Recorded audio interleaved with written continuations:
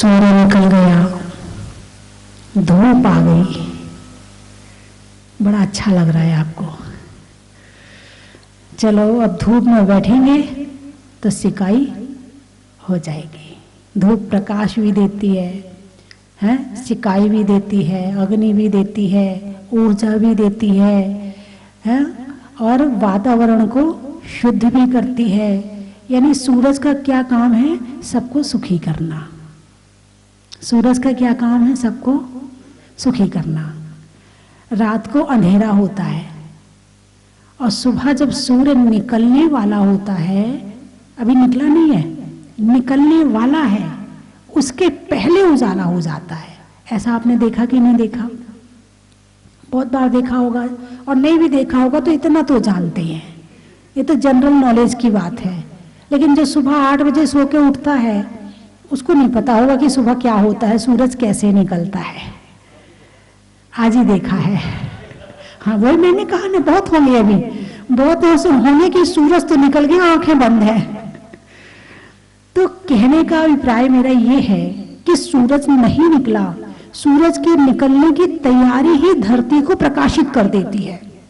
और सूरज की एक किरण निकल जाए तो एक किरण ही सारी धरती को जगमगा देती है। और जब पूरा सूरज निकलता है तो उसका कहना ही क्या है। ठीक ऐसे ही हमारे जीवन में सुख रूपी उजाला और दुख रूपी अंधकार, दो चीज है। सुख रूपी उजाला और दुख रूपी अंधकार।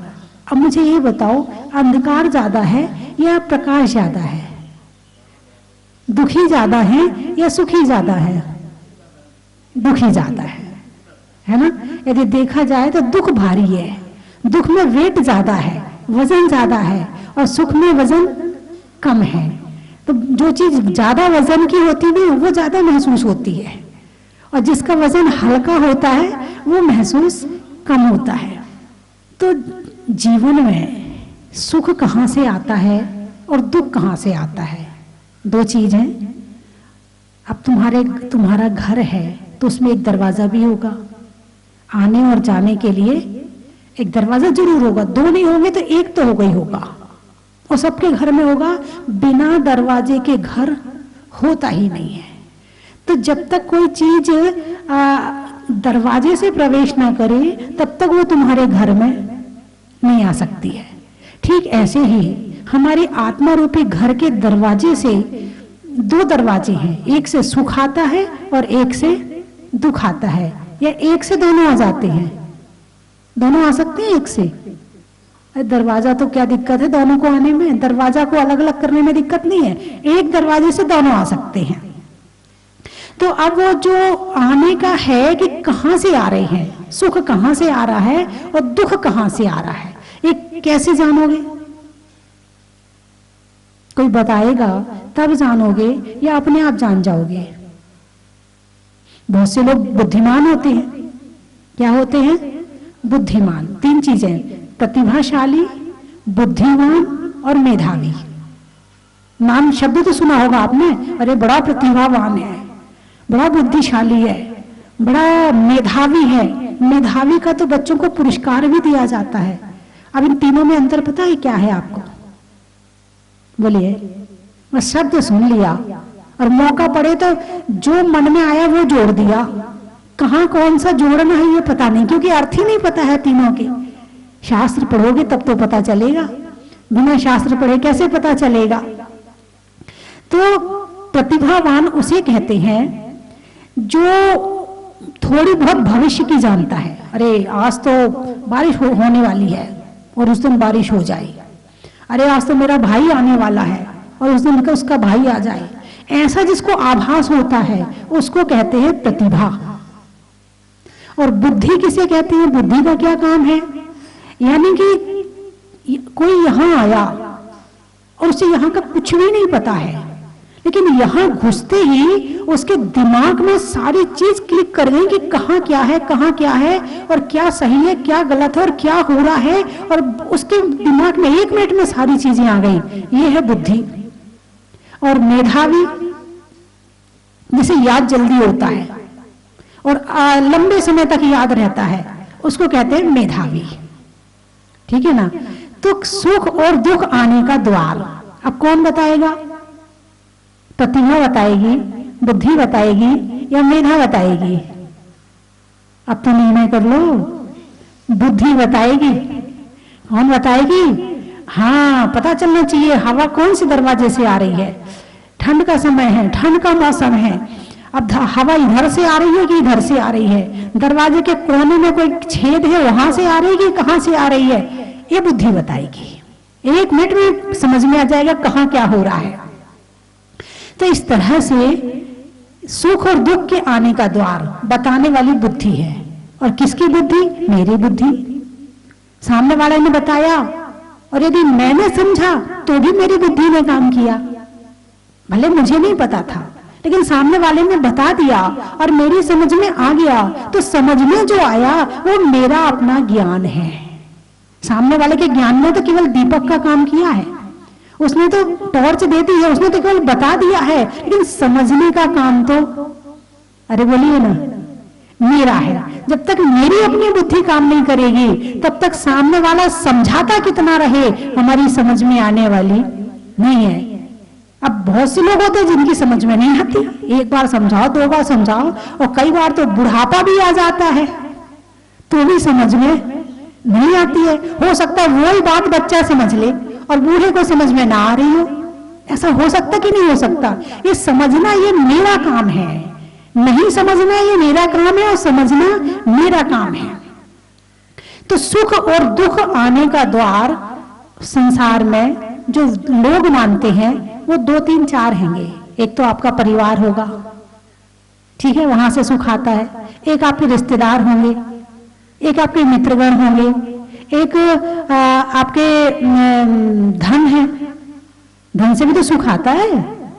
अरे बोलिए ना, आता कि नहीं आता? हाँ, आता है।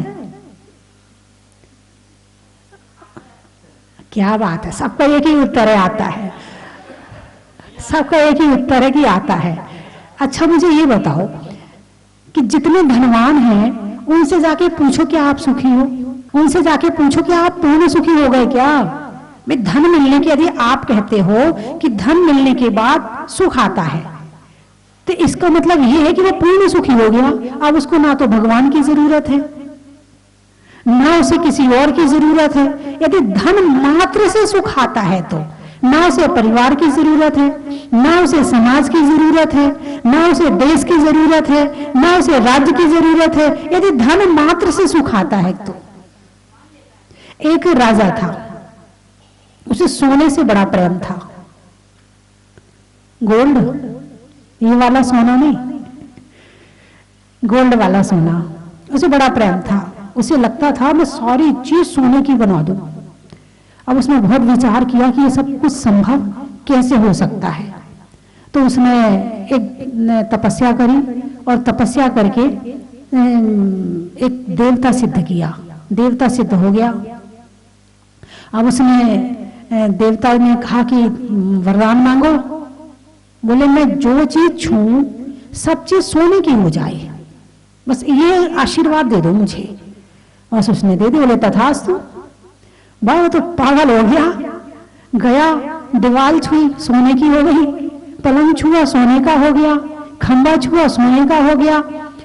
उसने सारे सामान, सारा पूरा जितना महल था सब सोने का कर लिया। सामने से उसकी बेटी आ रही थी। अब खुशी में आदमी सब भूल जाता है, उसने उसको पकड़ लिया, वो सोने की हो गई। उसने अपने बेटे को छू लिया, वो सोने का हो गया। पत्नी को छुआ, वो सोने की हो गई। यानी जो कुछ छुए वो सब सोने का। अब तो वो पागल हो गया, ये क्या हो गया? तो बीमारी हो गई। और सोना तो मिल गया लेकिन बाकी सब चीज खत्म हो गई। अब बेटी जो सोने की हुई, तो सोना कैसा होता है? जिसका जो स्वभाव होता है वो कठोर होता है। कैसा होता है? कठोर होता है, सॉफ्ट नहीं होता है, हार्ड होता है।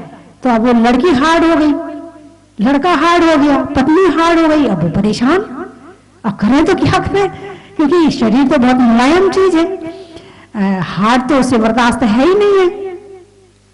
तो फिर अब उसने उसको भूख लगी, अब उसने कहा भोजन दो, रसोई में पहुंच गया भोजन करने के लिए। अब भोजन करने बैठा, रोटी छुई तो वो भी सोने की हो गई, वहां जो कुछ छुई वो तो अब भोजन भी ना कर पाया। अब उसे लगा कि मैंने तो मामला गड़बड़ कर दिया।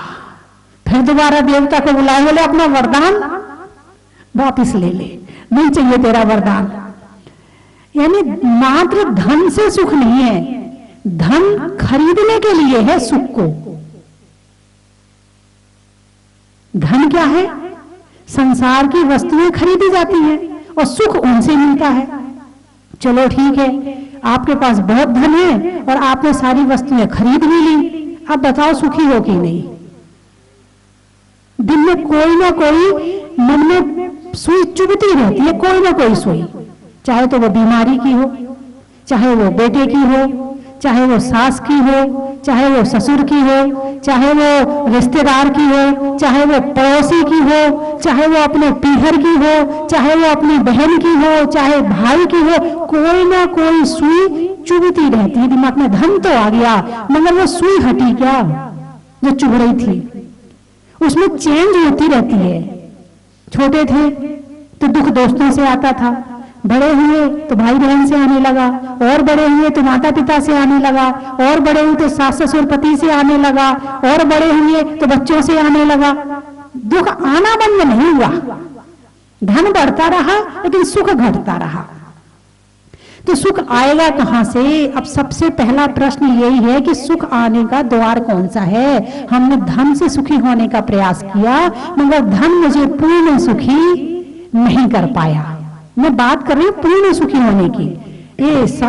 जो चीज आपको मिलती है ना वो केवल थोड़ी देर के लिए सुख देती है।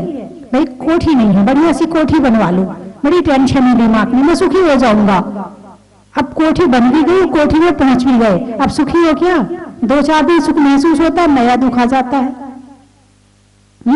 भाई मेरी लड़की की शादी हो जाए, बहुत टेंशन है दिमाग में, है शादी हो जाए मैं पूर्ण सुखी हो जाऊंगी। लड़की की शादी भी हो गई, महीने भर बाद उससे पूछो भाई अब तो सुखी हो तुम? अरे नहीं, उसकी सास बहुत परेशान करती है, सुबह से जगाती है, उसको ये करती है वो करती है।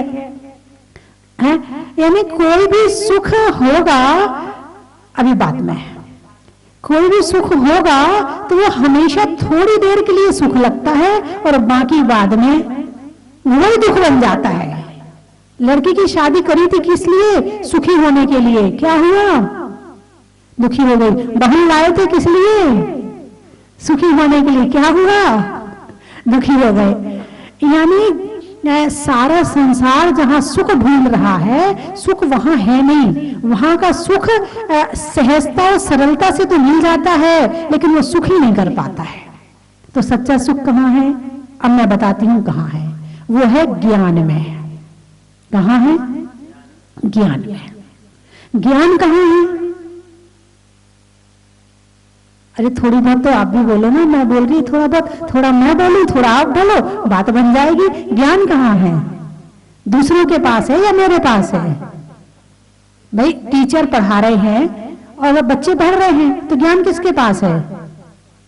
टीचर के पास ज्ञान हुआ ना। तुम्हारे पास ज्ञान नहीं था तब तो तुम टीचर से ज्ञान लेने गए थे, हैं? बिल्कुल ठीक बात है, बच्चे ने बिल्कुल सही उत्तर दिया है। ज्ञान मेरे अंदर है लेकिन ढका हुआ है। उघाड़ने का काम सामने वाले ने किया है। सामने वाले ने दर्पण बन के हमें दिखाया है कि अपना उघाड़ो और देखो कि तुम्हारे अंदर क्या है। तुम ये भी जानते हो, तुम ये भी जानते हो, तुम्हें ये भी पता है, तुम्हें ये भी पता है।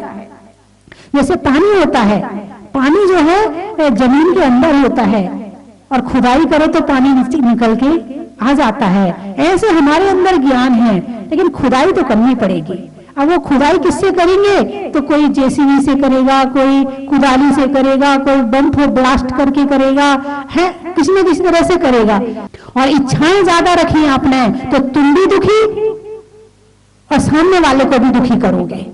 तो ज्ञान क्या कहता है? सच्चा ज्ञान क्या कहता है? स्वयं पर विजय प्राप्त करो। भगवान महावीर ने क्या किया था? अरे बोलिए ना। अब चलो भगवान महावीर के भक्त हो कि नहीं, पहले तो ये पूछ लूं आपसे, कितने लोग बैठे जो भगवान महावीर, भगवान पारसनाथ, भगवान आदिनाथ, 24 तीर्थंकरों के भक्त, हाथ उठाना जरा। अरे वाह, अच्छे से हाथ उठाओ ना, ठंड हो रही, कोई बात नहीं, निकाल ले शॉल से, दोनों हाथ उठा लिए। हाँ नहीं समझ गई, आप सब भक्त हैं ना भगवान के। अब भगवान ने क्या किया था अपने आप को सुखी करने के लिए? दूसरों पर शासन किया था या खुद पर शासन किया था? खुद पर शासन करके क्या किया था? कपड़े छोड़ दिए, कपड़ों से दुख आता है, इसकी इच्छाएं पैदा होती, कपड़े छोड़ दिए। ज्वेलरी से आता है, ज्वेलरी छोड़ दी। मकान से आता है, मकान महल छोड़ दिए। बालों से सुख आता, क्योंकि बाल बनाने में भी बड़ा दिमाग लगाना पड़ता, तरह तरह के बाल, सारे दिन दिमाग कितना खर्च होता है बालों में, ये लगाना वो लगाना, इस शैम्पू से धोना, उससे धोना, अब शादी में जाना तो ऐसे सीधे करना, उसमें प्रेस करना। हाँ मैंने सुना है आजकल बालों में प्रेस होती है, पहले तो सुना था भाई कपड़ों में प्रेस होती है, अब सुना है मतलब बालों में भी प्रेस होती है। हाँ, और कुछ ऐसे होते हैं जो बालों को मोड़ने वाले भी काम करते हैं।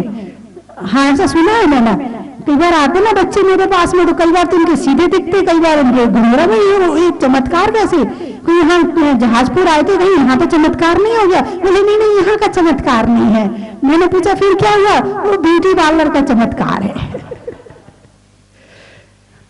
अब पुद्गल का काम तो पुद्गल ही करेगा ना, यहाँ तो आत्मा में काम होता है। यहाँ किस में काम होता है? आत्मा में काम होता है। तो बालों से दुख आता था, भगवान ने बाल उखाड़ के अलग कर दिए है। घर परिवार वालों से मोह था, परिवार वालों का मोह छोड़ दिया। यानी दुख आने के जो जो रास्ते थे और जहां जहां से इच्छाएं पैदा होती थी, वो सारे रास्ते भगवान ने बंद कर दिए और अपनी आत्मा के ध्यान में लीन हो गए और ऐसे सुखी हुए, ऐसे सुखी हुए कि वो तो सुखी हुए और तुम आज उनका नाम लेकर के सुखी हो रहे हो। बात समझ में आई कि नहीं आई? भगवान सुखी है कि दुखी? छोड़ने में सुख है कि दुख? अरे बोलिए ना जोर से। आशी इच्छाओं का त्याग। हाँ, कोशिश प्रयास करना कि जितनी इच्छाएं हैं और उन इच्छाओं में से कम जो दूसरों को परेशान करने वाली इच्छाएं हैं वो तो छोड़ ही देना। एक दूसरे की तरफ नहीं देखना है। ये नहीं कहना कि साथ, हाँ सुनिए ये बड़ी अच्छी बात है, ये प्रवचन मामला बड़ा कई बार गड़बड़ भी कर देता है। ये खुद की तरफ नहीं सामने वाले को देखता है। अभी कल स्वाध्याय कर रहे थे, स्वाध्याय में आया कि व्यंजनस्यावग्रह, यानी जो अवग्रह ज्ञान है वो मन और चक्षु से नहीं होता है। यानी आंख हमेशा दूसरों को देखती है, तो ये इच्छाएं जो छोड़नी है ना वो आंख झुका के छोड़नी है, आंख खोल के नहीं छोड़नी है। यदि आंख खोल के छोड़ोगे तो सामने वाले की छुड़वाओगे, तो सामने वाले का कहेगा तू अपनी छोड़ पहले, दोनों एक दूसरे की लड़ाई हो जाएगी। एक लिस्ट बनाना। आज तक मैंने पिछले में, ये बहुत बड़ी बात कह रही हूँ, सुखी होने के लिए एक आप धन और इच्छाएं करके आपने बहुत आज तक मेहनत करके बहुत सारे काम गड़बड़ भी किए और आपको कुछ अच्छे भी लगे होंगे, लेकिन वास्तविक ज्ञान प्राप्ति के लिए आपको थोड़ा सा तो मेहनत करनी पड़ेगी। आपकी रसोई बिना मेहनत की नहीं बनती है, आपका बच्चा बिना मेहनत के नहीं पलता है, आपकी दुकान बिना मेहनत के नहीं चलती है, तो सच्चा ज्ञान बिना मेहनत के कैसे आ जाएगा?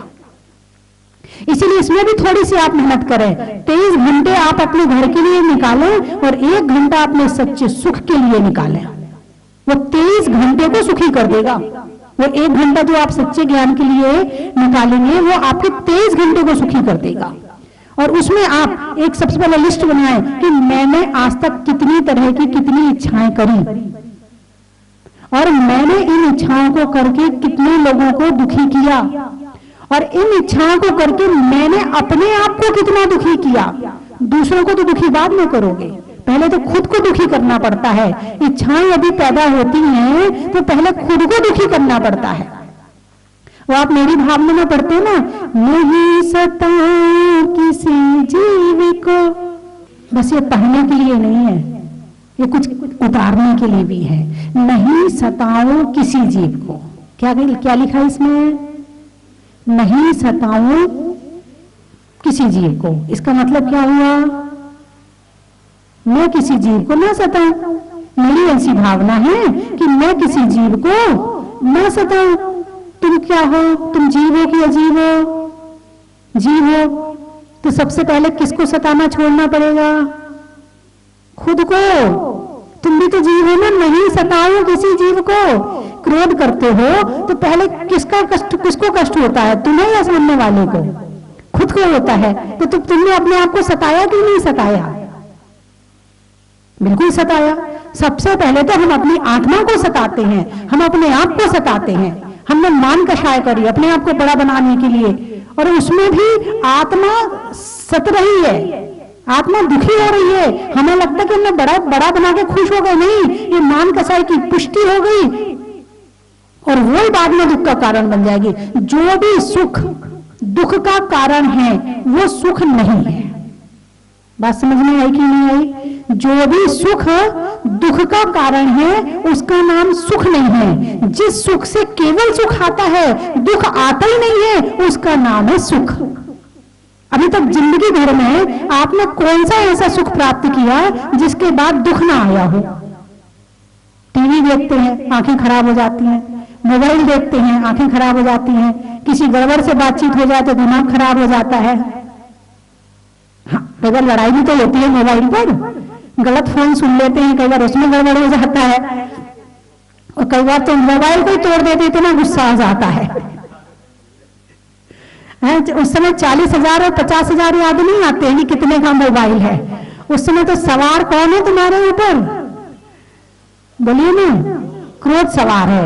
यानी आत्मा बिचारी इतनी कमजोर है कि चाहे जो सवार हो जाता है उसके ऊपर। क्रोध जब चाहे वो सवार हो जाता है, मान चाहे जब वो सवार हो जाता है, मायाचारी सवार हो जाता है, लोभ हिंसा झूठ चोरी कुशील परिग्रह राग द्वेष सब सवारी करते रहते हैं, और आत्मा बिचारी सीधी सादी सहन करती रहती है। अरे सहन करने की जरूरत नहीं है, तुम्हारे अंदर बहुत ताकत है कि तुम इनको भगा सको। अपनी शक्ति को पहचानो, और ज्ञान के माध्यम से ही अपनी शक्ति पहचान में आएगी कि मेरी आत्मा में कितना ज्ञान है, अनंत ज्ञान है। कितना सुख है, अनंत सुख है। कितनी शक्ति है, अनंत शक्ति है। मैं कितना देख सकता हूं, अभी तो 2 आंख से जरा सा देख पाते हो, और अनंत दर्शन प्राप्त हो जाए तो सारी दुनिया एक बार में दिख जाएगी। और ये सब होगा इच्छाओं को कम करने से। इच्छाओं को जब तक कम नहीं करेंगे तब तक मामला सुख का शुरू हो ही नहीं सकता है। ये आज मेरी बात यहां से लिख के ले जाना। और सबसे पहले खुद पर नियंत्रण करना है, दूसरों पर नियंत्रण बाद में और खुद पर नियंत्रण पहले। यदि इस डायमंड शर्ट पहन के सुख मिल रहा होता तो भगवान के पास में हीरा मोती की कमी थी क्या? अरे बोलिए ना, उनके आने के पहले बरसते थे हीरा मोती। 6 महीने गर्भ में आए नहीं थे, उसके 6 महीने पहले से हीरा मोती बरसने लगे थे। यदि इन हीरा मोती में सुख होता तो भगवान छोड़ के न जाते। इस महल मकान में सुख होता तो भगवान के पास में कमी नहीं थी महल मकान की। इन परिवार में सुख होता तो भगवान, तुम्हें क्या प्यार करते हैं घर वाले, जो हमारे तीर्थंकर को प्यार करते थे, जो उन्हें प्रेम करते थे, तुम्हें क्या देवी देवता उन्हें खिलाने के लिए आते थे बचपन में। उन्हें खेल खिलौने बन जाते थे, रूप धारण कर लेते थे, और भगवान इनसे खेलते थे। इतना सुख होने के बाद भी, इस इंद्रिय सुख में पूर्ण सुख होने के बाद भी उन्होंने देखा कि नहीं, इसमें सच्चा सुख नहीं है। सच्चा सुख तो आत्मा में है। छोड़ दिया घर, छोड़ दिया द्वार, और पहुंच गए और बैठ गए ध्यान में। जहां सच्चा सुख था उसे प्राप्त किया, और परम सुखी परम ज्ञानी होकर के मोक्ष में बैठे हैं, और आज हमें भी सुखी कर रहे हैं। जो सुखी होता है वो दूसरों को सुखी करता है। जो खुद दुखी होगा वो दूसरों को कहां सुखी करेगा? जिसकी दुकान में जो होगा वही तो देगा। यहाँ हर कोई एक दूसरे को दुखी कर रहा है। तूने ऐसा किया, तूने ऐसा किया। अरे मैंने किया ऐसे कहो ना, अरे मुझे ऐसा नहीं करना चाहिए था वास्तव में। तो इससे सामने वाला भी सुखी हो जाएगा, तुम भी सुखी हो जाओगे। तो कहने का अभिप्राय मेरा ये है कि ज्ञानाभ्यास करे मन माही, ताकि मोह महात्म नहीं, प्रवचन इस लाइन पर चल रहा है। 16 कारण भावनाओं में जो चौथे नंबर की भावना है ज्ञानाभ्यास, तो क्या करना है, सारी जिंदगी ज्ञान का अभ्यास करना है। और ज्ञान के अभ्यास में आपको जितना सुख मिलेगा उससे ज्यादा सुख फिर तब मिलेगा जब इस ज्ञान को ध्यान में ले जाओगे। और ध्यान में जितना सुख मिलेगा, ये दुनिया के जितने सुख है ना, इंद्रिय सुख है, एक तराजू पे रखना, और ध्यान के सुख को एक तराजू पे रखना, ये इंद्रिय का सुख एक तरफ रखा रह जाएगा और ध्यान का सुख ज्यादा हो जाएगा। अभी देखा नहीं है ना, इसलिए पता नहीं है, इसलिए पाने की इच्छा नहीं करते हैं। थोड़ी शुरुआत करो और मिलना शुरू होगा ना, तभी आपको, जब यदि आपने कोई चीज नहीं खाई है तो उसको पाने की इच्छा थोड़ी करोगे, खाने के बाद ही तो पता चलेगा, उसके गुण पता हो तभी पता चलेगा। तो ऐसे ही ज्ञान और ध्यान की तरफ आगे आप बढ़ो। जितनी जिंदगी निकल गई कोई बात नहीं है। शाम को परिवार बैठे घर में एक साथ स्वाध्याय करे, एक साथ 9 बार नमः का मंत्र जोर से बोले, एक बार भक्तांबर का पाठ करे, फिर देखो सुख कैसे नहीं आता आपके घर में। अरे बोलिए ना, अब तो सब मूर्ति जैसे बैठ गए, कोई हिल ही नहीं रहा है? ऐसा लग रहा है कि बिल्कुल ध्यान लग गया है आपका। इसका ही नाम सुख है। आपको सुख मिल रहा कि नहीं? बोलिए, सुख मिल रहा कि नहीं मिल रहा है? मिल रहा है। अब यहाँ तो ना तो आपको खाने का सुख मिल रहा है कोई, ना आपको कोई मधुर संगीत सुनने को मिल रहा है, ना कोई आपको सुंदर नजारे देखने को मिल रहे हैं, ना आपको यहाँ खुशबू या कोई कुछ आ रहा है, और ऊपर से ठंड और लग रही, फिर भी आप कह रहे सुख मिल रहा है। कौन सा सुख मिल रहा है? ये ही सुख सच्चा सुख है, जिसमें किसी बाहर वाले की जरूरत ही ना पड़े, जिसमें किसी बाहर की वस्तु की जरूरत ना पड़े, जिसमें कहीं खाने की जरूरत ना पड़े और सुख मिल जाए। इससे सस्ता सुख और कौन सा होगा, ये तो बताओ मुझे। अच्छा खाना है तो उसके लिए धन कमाओ, अच्छा पहनना है उसके लिए धन कमाओ, कितनी मेहनत करो, और यहाँ तो कुछ नहीं करना है, हाथ पे हाथ धरो और आंख बंद करो, सुख मिल गया। बताइए कौन सा सुख सस्ता है? बोलिए ना। और आप कौन से सुख को लिए प्रयास करते हो? महंगे सुख के लिए, सस्ते सुख के लिए? लोग सुखी होने के लिए क्या क्या करते हैं, कितनी मेहनत करते हैं, धूप में घूमते हैं, बारिश में, ठंड में, बरसात में, कितने कितने कितने प्रयास करते हैं, पसीना बहाते हैं, खून बहाते हैं, लोगों से माथा फोड़ी करते हैं, और सुख यहाँ रखा है, और सुख ढूंढने हम वहां पहुंच गए। बात समझ में आई कि नहीं है? तो थोड़ा सा अपने में सुख खोजने का प्रयास करोगे? अरे बोलिए ना। अच्छा ज्यादा कुछ मत करना, मेरे प्रवचन सुन लिया करो। सुनते हो तो थोड़ा सा सुख मिलता है। अच्छा तभी सुनते हो, बहुत बढ़िया। और कौन कौन सुनता है? हाथ उठाना जरा। ओहो, मतलब यहाँ अभी आज जो आए उनमें से काफी नहीं सुनते हैं, हमें ऐसे लग रहा है ना। चलो अब सुन लिया करो, कोई बात नहीं, जब जागे तभी सवेरा, कोई दिक्कत नहीं। मैं 3 चीजें बोलूंगी, आपको कहना बड़ा ही महत्व है। हिंदी में मात्रा का, स्कूल में छात्रा का, आज आपकी जहाजपुर की यात्रा का, चलने में पाथ का, मित्रों में साथ का, तीर्थंकर में मुनि सुब्रत नाथ का महत्व है। पंखा में झलने का, बच्चों के पलने का, भगवान के जमीन से निकलने का बड़ा ही महत्व है। महिलाओं में हार का, सप्ताह में वार का और आने वालों में हरिद्वार का बड़ा ही महत्व है। गाने में सुर का, नृत्य में नूपुर का और आने वालों में जयपुर का बड़ा ही महत्व है। और कहां से आए हैं? पिड़ावा। मिठाइयों में मावा का, नहीं करने में दावा का और आने वालों में पिड़ावा का बड़ा ही महत्व है। धोला, डोला जी, अच्छा अच्छा अच्छा अच्छा। रोटी में घी का, हरियाणा में जी का और आने वाले में डोला जी का बड़ा ही महत्व है। और आज हमारे बीच हमारे स्वस्ति धाम के अध्यक्ष के सुपुत्र और उनका परिवार और उनके सुपुत्र के ससुराल वाले आए हुए हैं, और ये भले यहाँ कम आ पाते हैं लेकिन वहीं बैठे बैठे अनुमोदना करते हैं और वहीं से सेवा करवाते हैं कि आप करते रहो, हम आपके साथ हैं। एक बार जोरदार तालियां बजा के इनका स्वागत करें और सम्मान करें। के लिए क्या बोलूं, मेरे के लिए कोई शब्द नहीं है। यहाँ की जो व्यवस्था और यहाँ के जो भगवान की जो प्रतिमा है, माता जी ने जो यहाँ अपनी जो शक्ति लगाई है उसके लिए मैं कुछ नहीं बोल सकती हूँ। उनका वर्णन करना मेरे लिए, मेरे पास शब्द नहीं है। आज ये इतना बड़ा तीर्थ इन्हीं की बदौलत, इन्हीं की सहायता से, इनके ही प्रयास से हुआ है। इसलिए बस दुनिया में तीर्थ हजारों हैं, इसी तीर्थ क्या क्या कहना। दुनिया में तीर्थ हजारों हैं, इस जहाजपुर का क्या कहना।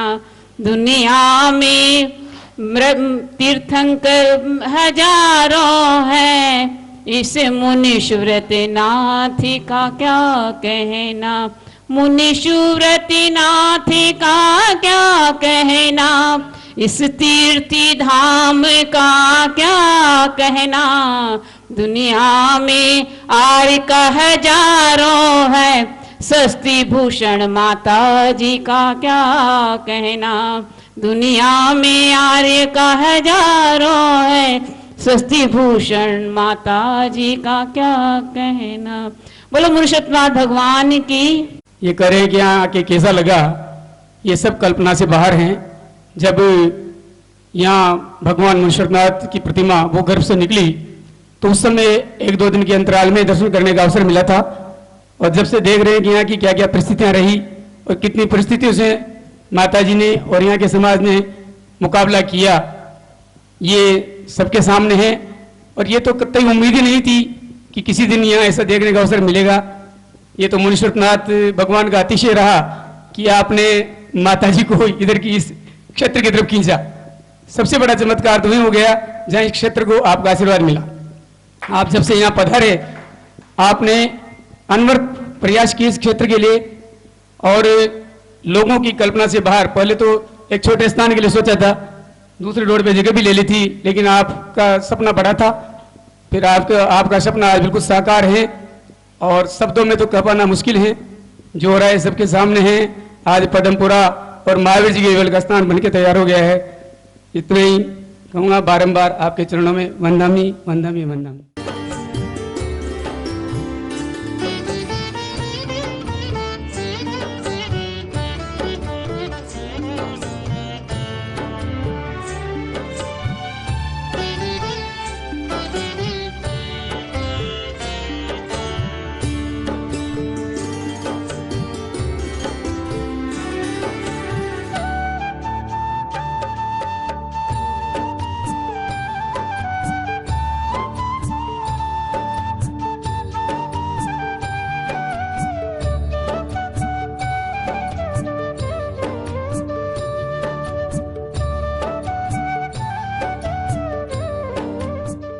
जय जिनेंद्र बंधुओं,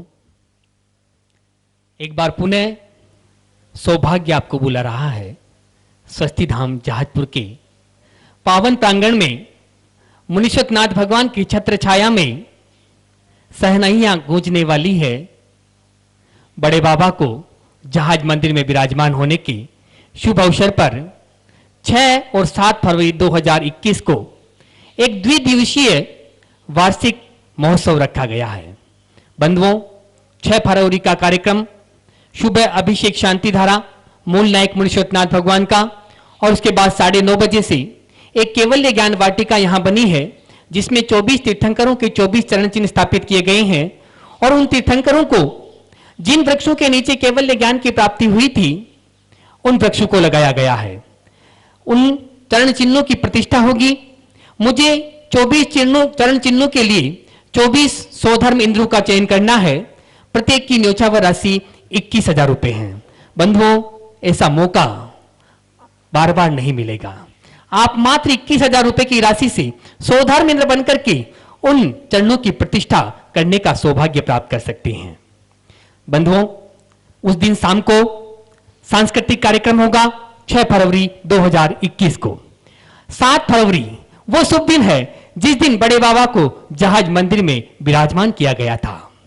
बंधुओं, हम अपना बर्थडे मनाते हैं, एनिवर्सरी मनाते हैं। मैं आपको आमंत्रित करता हूं जहाजपुर में जहाज मंदिर में विराजमान होने के बाद में बड़े बाबा को पहला वार्षिक उत्सव आप पधारें। और उस दिन सुबह 7:30 बजे से बड़े बाबा का 1008 कलशों से महामस्तकाभिषेक होगा। 9 बजे से रथ यात्रा निकाली जाएगी और 10 बजे से एक और सौभाग्य आपको मिलने वाला है। पूज्य गुरु मां गणनी आर्य का स्वस्ति भूषण माता जी, जिन्होंने इस स्वस्ति धाम जहाजपुर को पूरे विश्व में प्रसिद्ध कर दिया और जहाज मंदिर की रचना करवा करके विश्व को एक अनुपम कृति, अद्वितीय कृति प्रदान की और ये जहाज मंदिर golden book of world record में दर्ज हुआ। ऐसी पूज्य गुरु मां का संयम के 25 वर्ष पूरे होने जा रहे हैं, तो दीक्षा दिवस मनाया जाएगा उस दिन 10 बजे से। बंधुओं, दोपहर में 1 बजे से एक उत्तंग मानस्तंभ यहां बना है। उन मानस्तंभ की प्रतिमाओं का 1 वर्ष के बाद महामस्तकाभिषेक होने जा रहा है। 1 बजे से महामस्तकाभिषेक होगा, जिसमें 4 तरह के कलश हैं। ताम्र कलश 2100 रुपए, रजत कलश 5100 रुपए, स्वर्ण कलश 11,000 रुपए और हीरक कलश 21,000 रुपए की राशि है। आप अपने परिवार की ओर से एक कलश आरक्षित करवा सकते हैं। मैं तो चाहता हूं आप यहां पर आएं और अपने हाथों से मानस्तंभ की प्रतिमाओं का अभिषेक करें, बड़े बाबा का अभिषेक करें, शांति धारा करें। लेकिन यदि आप नहीं आ सकते हैं तो भी आप अपनी सूचना फोन के द्वारा आप यहां पर दे सकते हैं। पूरे कार्यक्रम का प्रसारण पारस चैनल पे होगा। धन्यवाद। कंचन की थाल को सजाओ रे आज, रत्नों की थाल को भर लाओ रे आज। आओ आओ करे रे गुणगान आरती भगवन की। आओ आओ करे गुणगान आरती भगवन की। आओ आओ करे रे गुणगान आरती भगवन की।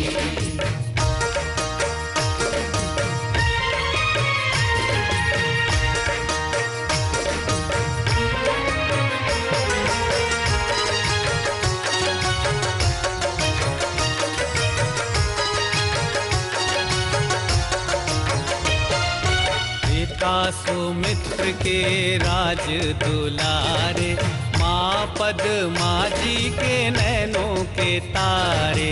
पिता सुमित्र के राज दुलारे, माँ पद्मा जी के नैनों के तारे।